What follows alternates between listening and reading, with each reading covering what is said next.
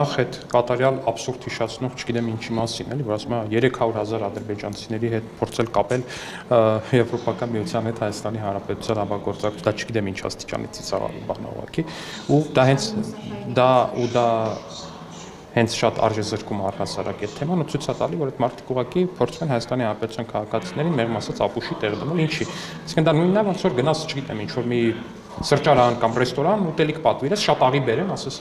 շատ աղի է կարել, որ 300,000 ադրբեջանցի գա Հայաստան, ասենք, որ ինչ-որ մի բան դուրս չի գալի, ինչ-որ մի բանի դեմ ուզում ես պայքարել, դրանք բերել կպցնել 300,000 ադրբեջանցի դերմին, դա абսուրդ է, ու իրականում առհասարակ այդ թեման абսուրդ է, ու այդ թեման ամբողջ աշխարհում, այս ամբողջ երկրագնդի վրա ամենաշատը խոսում է երկու քաղաքական ուժ, երկու քաղաքական օրթախների կներեք այս բառի համար միություն, Կալուգացի Սամոն եւ Քոչարյան Ռոբերտը։ Այս երկուսն են սրա մասին խոսում ամենաշատը ամբողջ աշխարհում։ Չէ, կներեք, Ծառուկյան Գագիկն է վրադիր, այս երեքը։ Ադրբեջանում այդքան դրա մասին չեն խոսում, մի տոկոսի չափ դրա մասին չեն խոսում, Ադրբեջանից նմանատիպ հայտարարություններ չեն հնչում, դրա մասին խոսում են այդ թեման, առաջ են մղում այդ թեմայի համար դոշ են տալիս միայն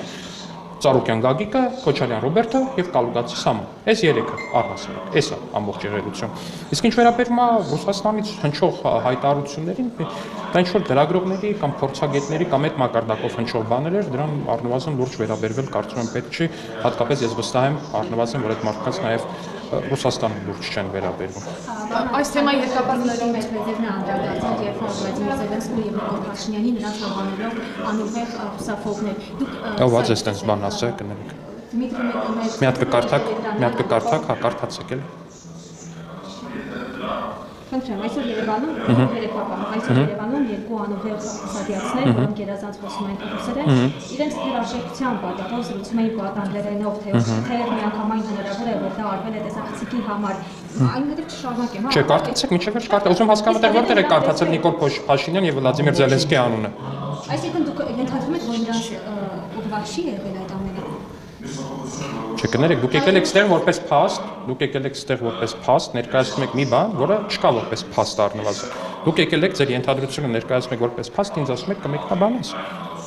Ես ասում եմ, որ Հայաստանի Հանրապետության վարչապետին անուղեղ անվանողը հենց ինքը տափակուղեղ է ու անուղեղ է, բայց ես վստահ չեմ, որ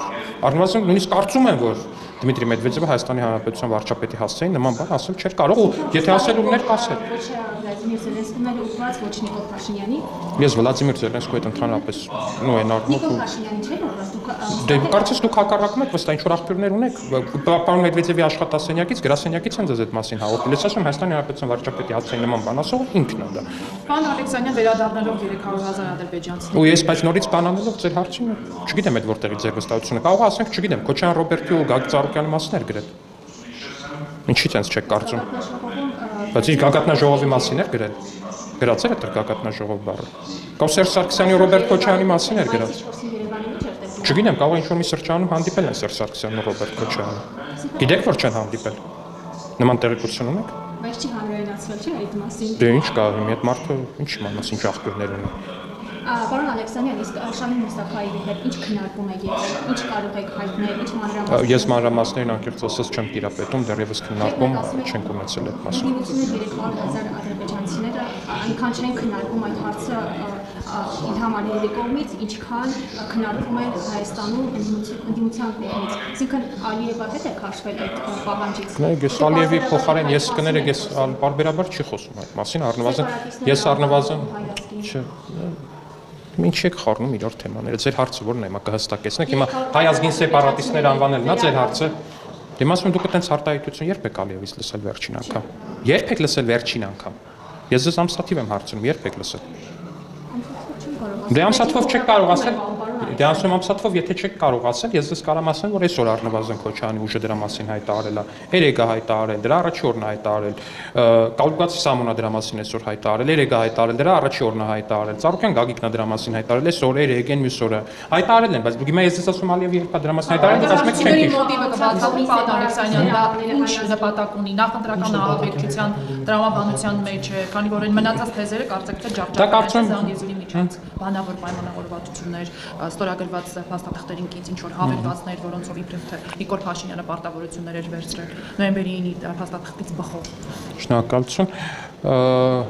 ինձ թվում է մոտիվը շատ հստակ է փորձել մոլորեցնել Հայաստանի Հանրապետության քաղաքացիներին ու փորձել այդ սոուսի տակ տենց ինչ որ մի քաղաքական ընտրական ստրատեգիա կառուցել, որը փաստացի չի ստացվում ու ավելին ասեմ, ձախողվում է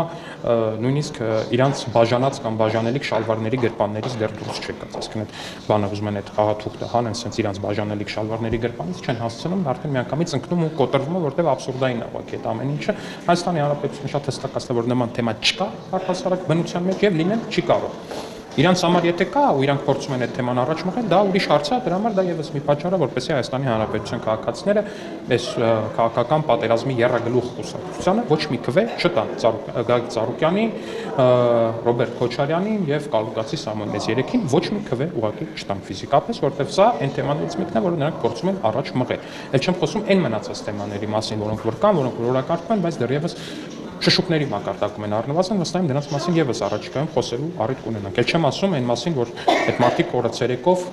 Հայաստանի Հանրապետության քաղաքացիներին գնելու փորձեր են կատարում, նրանց գումար են բաժանում, նրանց շալվարներ են բաժանում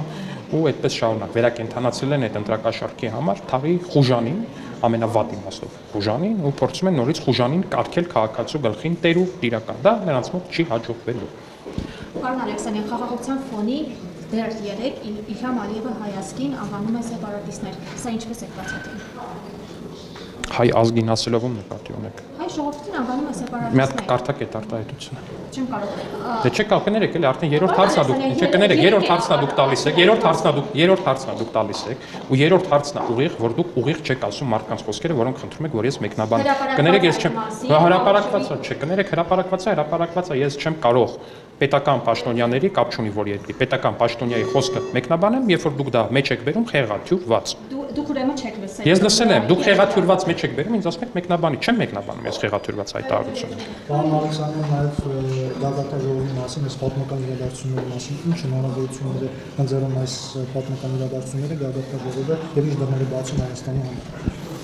Կարծում եմ գերակնհայտ է, որ սա Հայաստանի Հանրապետությունը այս գագաթնաժողովը ուղղակի դնում է Եվրոպայի սրտում, ինչպես շատ ճիշտ նշեցին եվրոպացի գործընկերները, ու փաստացի այս պայծրությամբ Երևանը Եվրոպայի կենտրոնն է, որտեղ եվրոպական 40-ից ավել երկրների առաջնորդներ այս պայծրությամբ գտնվում են Հայաստանի Հանրապետությունում, բոլորի օրակարգում նաև Հայաստանն է ու Հայաստանի հետ հարաբերություններն են, ու սա ուղղակի պատմական ձեռքբերում է Հայաստանի Հանրապետության համար, որովհետև օրինակի համար եթե Հայաստանի Հանրապետությունում ինչ-որ մի հրաշքով իշխանություն լինեն այս ընդդիմադիր եռագլուխ կուսակցությունները, ապա Հայաստանի Հանրապետություն պետական այց կկատարի միայն Լուկաշենկո, ուրիշ ոչ մեկ պետական այց Հայաստանի Հանրապետություն չի կատարի ու վերջ։ Էս է ամբողջ եղելությունը, ու որ Հայաստանի Հանրապետության քաղաքացիները փողոցում քայլում են, մեկ էլ հանդիպում են Ֆրանսիայի նախագահին, Իռլանդիայի վարչապետին, չգիտեմ, Կանադայի վարչապետին, ու այսպես շարունակ, ու ես կարծում եմ, որ սա շատ մեծ ցուցիչ է Հայաստանի Հանրապետության միջազգային կարևորության մասին։ Իրականության անդր Հա, Տիկին Բաթոյանն է։ Իշտնում է թե բարձան։ կարևորը ուրիշ չի։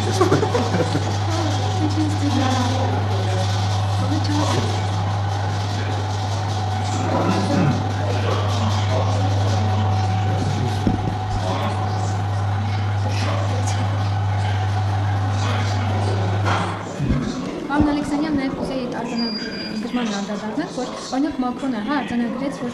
մի քանի տարի առաջ Հայաստանը Ռուսաստանի հետ էր ասոցիացում արբանյակ ներկայացրեց ու հնարավոր չէր այդ այցելությունները, այդ մասշտաբի հանրաժողովները, այսօր արդեն իրադրությունը փոխել է։ Նաև սա այդ պատմական ձեռքբերման մեջ է մտնում ձեր նշված։ Միանշանակ բնավ չթիրախավորելով գործընկեր երկրներից եւ ոչ մեկին, որտեղ մեծ հաշվով դա նրանց մեղքն էլ չի։ Դա Հայաստանի Հանրապետության իշխանությունների մեղքն է, որ Հայաստանի Հանրապետությունը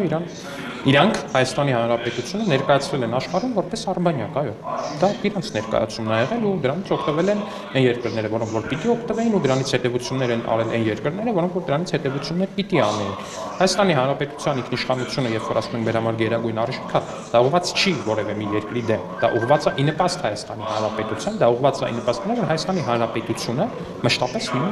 Հայաստանի Հանրապետությունը մշտապես լինի ինքնիշխան։ Հայաստանի Հանրապետության քաղաքացին ինքը որոշի իր ու իր երկրի ճակատագիրը, սա դրա մասը։ Պարոն Ալեքսանյան, ընտրակաշառքների թեման էլ շոշափեցիք մի հարց, քանի որ շատ մասսայական են կարծեք թե ընտրակաշառքի բաժանման դեպքերը, ամենայն դեպս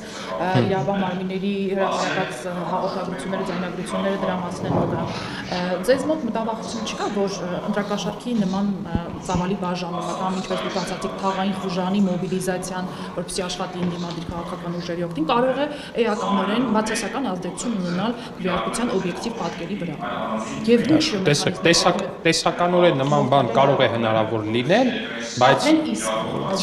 բայց դա տեսականորեն միայն, որտեղ գործնականում ես վստահ եմ, որ Հայաստանի Հանրապետության քաղաքացին հենց հունիսի 7-ին գնալով ընտրատեղամաս ու վերցնելով 16 համարի քվեաթերթիկը, հենց այս հարցն էլ է պատասխանելու։ Ինքը պատասխանելու է ու իր այդ 16 համարի քվեաթերթիկը վերցնելով գրողի ծոցն է ուղարկելու թե թաղի խուժանին, թե թաղի խուժանի հակը շալվար հագցնողին, թե այդ շալվարը կարճացնողին, թե այդ շալվարը երկարացնողին, նույնիսկ ավելին ասեմ, այդ շալվար բաժանողներից ոմանց գլխին հենց հագցնելու է իրենց բաժանած շալվարները։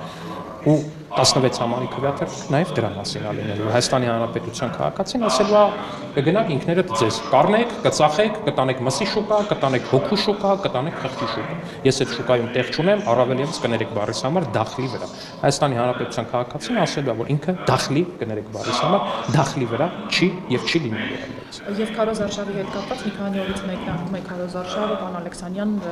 Հայաստանի որ հատվածից եք սկսելու տեղեկություն ունեմ, որ հարավային դարպասից եք սկսելու Սյունիքից։ Դրա մասին լրացուցիչ, դրա առաջ չընկնենք, դրա մասին լրացուցիչ կհայտարարենք։ Ակնկալիքները Քարոզ Արշավի հետ կապված մեր միակ ակնկալիքը մեր Հայաստանի Հանրապետության հնարավորինս շատ քաղաքացիների հետ շփվելն է ու նրանց մեր ծրագիրը ու կամ մեր գաղափարախոսությունը հնարավորինս շատ մարդու ներկայացնել ու նաև նրանց լսել, ինչը պակաս կարևոր չի Քարոզ Արշավի ընթացքում։ 21 թվականի Քարոզ Արշավը օրինակ ինքը բեկումնային էր նաև նրանով, որ եւի առաջին անգամ էր, որ ոչ թե քաղաքական գործիչները գնացին, քաղաքական ծրագիր թելադրեցին, այլ նաև վերցրին քաղաքական ծրագիր որպես այդպեսին ու խաղաղությունը հենց այդպես Քարոզ Արշավի ընթացքում ժողովրդից վերցված գաղափար էր, որն էլ հիմա արդեն իսկ մեր նախընտրական ծրագրի մեջ է ու մեր հիմնական դրույթն է, որտեղ քաղաքացիական պայմանագիրը այս ընտրություններին հանդես է գալիս որպես խաղաղության կուսակցություն։ Շնորհակալ